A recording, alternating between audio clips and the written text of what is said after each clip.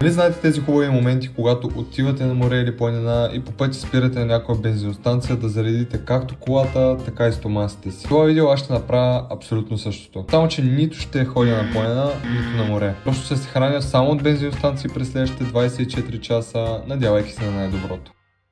В момента съм супер гладен и тук ще се обляках, отиваме до бензиностанция, има близка до нас, така че това е доста добре. Ще отида, ще видя какво има. Между другото в нея мисля, че не съм влизал абсолютно никога, което е интересно, защото е наистина до нас. Може и да съм, но наистина не си спомням особено какво има вътре като храна. Обаче мисля, че тотално подцених времето, бая студия навънка. Добре да кажа, че това ми е предтренировъчно хранене, така че трябва да има и въглехидрат, да е някаква простия тотална. Лошото е, че сега като заглеждам бензиностанцията, не изглежда много голяма и ще видим какво ще стане. За първи път видях 4,30 монстър. Си взех един круасан. Значи хора, за тоя никакъв круасан дадах 26. 26. Те бензиностанции са супер оверпрайс. Ама това го знаех, в смисъл ясно. Така че стоят ни лайфки с абонирането, защото работата изобщо не е добре. Време е за малко фитнесче, като тук тръгвам. Имаме, пускаме се едно кафенце и сме ние.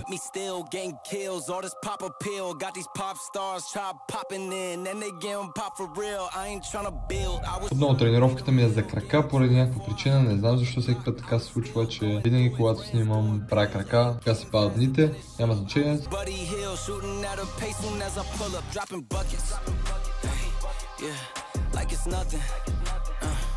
In the kitchen chopping onions, yeah.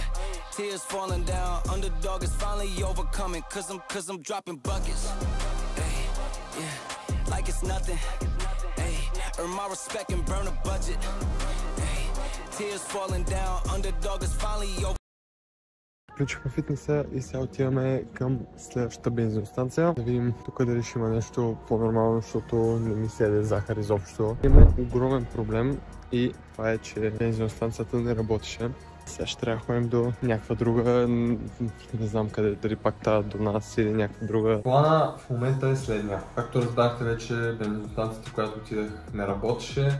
Хубавото е, че все още не съм толкова гладен, все още круасана някакси ме държи, обаче много захар ми дойде. Не ми седе повече захар, честно казано, през този ден. Имам лекции след, може би, час и нещо. През това време ще отида до една друга бензиностанция, която не е много близко, но е на примерно 20-25 минути от нас. Да си взема нещо за хапване, за обяд, защото скоро ще огладнея много. Преди малко, както ви казах, че изобщо не съм гладен, в момента корея ми стърже, ама на шкурка яко стърже. Ако мога хапна нещо нормално днес, ще е направо чудесно. Там зачу с чубата и чабата. Да, точно.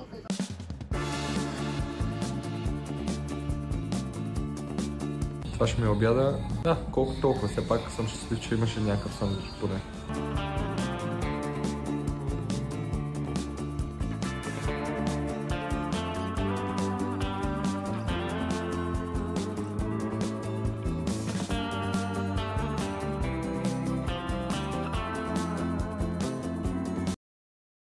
Само къщи работи, брат. Малко чакай да пуснем. Не мога да кара колата без... Къде ще ходим сега? Сега отиваме да ти купим ядене от бензиностанция.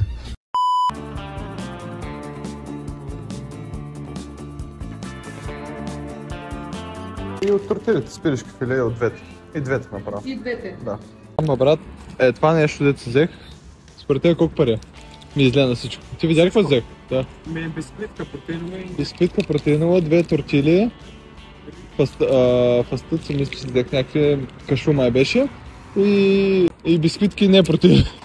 Към 17 лева. 24. Не ще има хапване. Може би. Брат, това мирише малко странно. Не, всъщност хубаво мирише. Сега вече плен се чувствам на магистралата, все отиваме на море.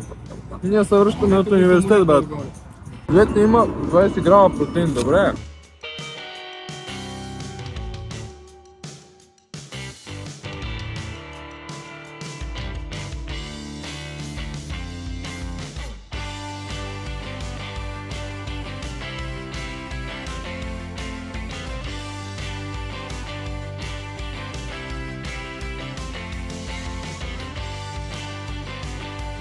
Какво не правят хората за контент? Просто стоят на бензиностанция, ноември месец. Ядат overpriced неща.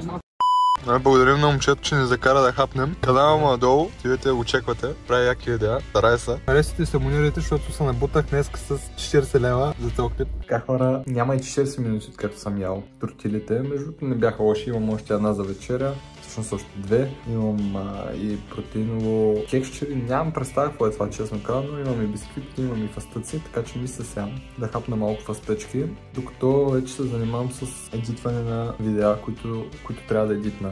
Днес на няколко дни отлагам поради ред причини. Трябва да едитвам и това видео и да правя тъмнел. Може би ще се пробвам да направя тъмнел за това видео. Преди да си изям другите буритота или там тортили, какви бяха, ще си капна това нещо, защото малко протеин да вкараме, че буквално днес съм на сигурно от 9 хапнах малко протеина, но не повече от 20-30 грама, така че сега 20 грама ще хапна от това.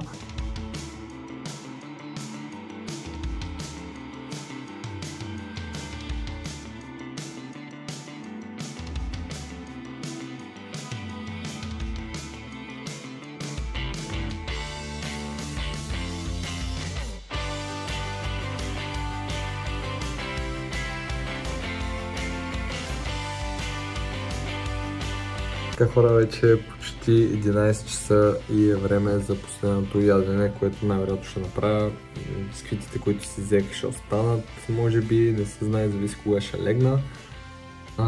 Но да, като цяло познайте какво ще ям от първия път, в смисъл отново тортилите, имаше буквално само две в бензиностанцията и аз ги взех и двете. Си направих тъмнела за видеото, което шефи ме. Като цяло доста добре се получи. Аз имах и идея в главата, така че много е важно като цяло, дори преди да започнете самото видео, да имате някаква идея какъв ще ви е тъмнела и като цяло горе-долу поне да имате някаква представа как ще изглежда. Това не си го измислям аз, буквално Мистер Бист го е казал, най-известният ютубър. Благодаря ви за гледането, надявам се ви е харесало. Между другото и видеята преди това всичко съм си направил. Днеска добре се получиха нещата, утре ме очаква още повече работа, други ден също, така че да, ще се видим в следващия клип. Чао, чао!